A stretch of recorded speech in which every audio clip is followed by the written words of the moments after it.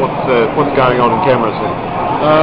Well, this NEB, it's the first time that we're showing the LK 8000 Elite. Last year we already introduced that IBC, but this time it's first time showing here during the NEB.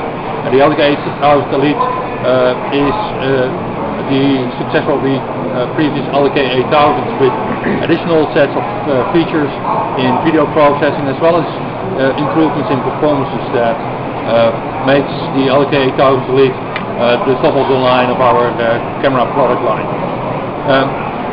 On top of that, we also have the LK 8300, which is our high-speed camera that can do triple speed, but also double speed as well as single speed to make the maximum utilization of the LK 3000 of LK 8300 in outside broadcast applications.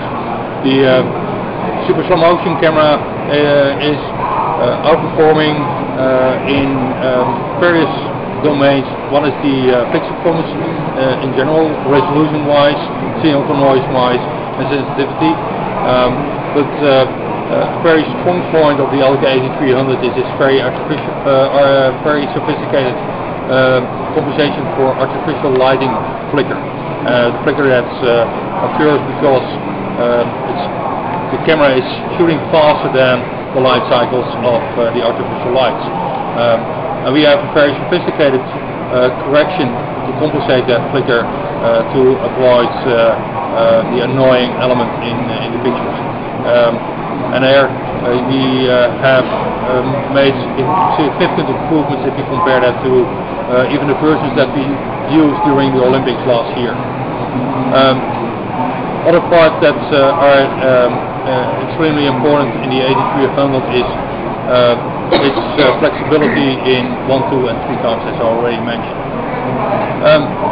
If you look to the rest of the product line, the 8000 and the 4000 Elite families are able to run also wireless in live productions.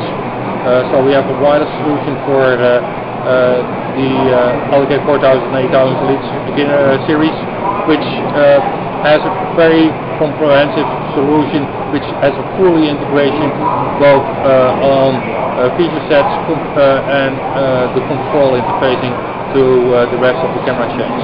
So it's a real full member of the family, which also the camera head itself, the configuration is a full, it's in fact not bigger than any normal camera that is being put on the shoulder. While other solutions always are adding additional wireless elements to make the camera much more lengthy as well as more heavy, and also the balance of the camera itself is being disturbed. New this NEB is, in fact it's a world premiere during this NEB, is the introduction of the LK 3000, where we're introducing signal sensors in the system camera. The signal sensors we already introduced in our Infinity digital media camcorder, but now first time showing that sensor development also in a system camera. And together with some pragmatic approaches in functionality and feature sets, together with the implementation of the signal sensors, we were able to reach price points that are around 30% below the highest end LK 8000 Elite price points. So that's a significant step, especially in this economical climate where we see that in many cases a pragmatic approach is fitting already many needs, and then the cost savings that are being reached are very appreciated. Also on coming back on the LK or the Infinity digital media camcorder, we have this NEB introducing a new software package where we are introducing MPEG-2 long dop capabilities on top of the already extended set of compression schemes that we are supporting in the camera. Also the MPEG-2 long dop compression schemes in high definition allows us a better entry point or touch points with Avid as well as with Final Cut Pro workflows.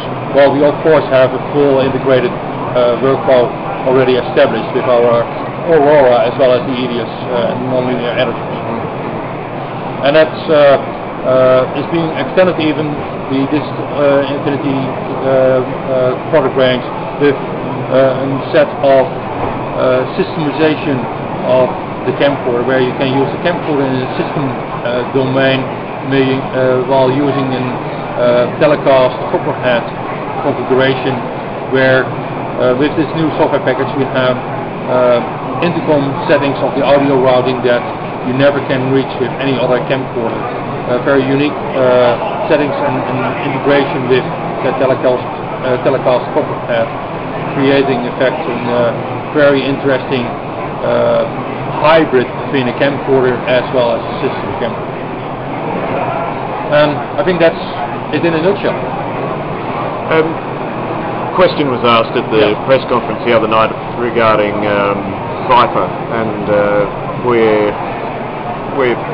what were the plans for either continuing or not continuing? Or well, we have been very successful and with the Viper, and also the recent Benjamin Button movie has been shot for more than 95% of material with Viper. Okay. We taking the digital cinematography seriously. We continue to support that. Also, what I did not mention, but the Infinity camcorder also now supports the 24p, 25p and 30p acquisition formats. The Viper is still serving the industry very well with breaking through way of shooting material in RAW formats, in what we call film stream formats, where we move in fact the processing more to the post-production with non-destructive video processing in the camera. A very unique approach. We're still looking how this way of production and digital cinematography can be supported in the future. At this moment we have LK 8000 elites being able to address most of the workflows for the Viper as well. Also there, the same adapter that fits on the Viper will fit on an LK 8000 elite as an example, to create the most of the same workflows. The film stream capabilities that we had in the Viper is still something that we will face in later generations in other cameras. And that's in a nutshell. Alright, thanks for that.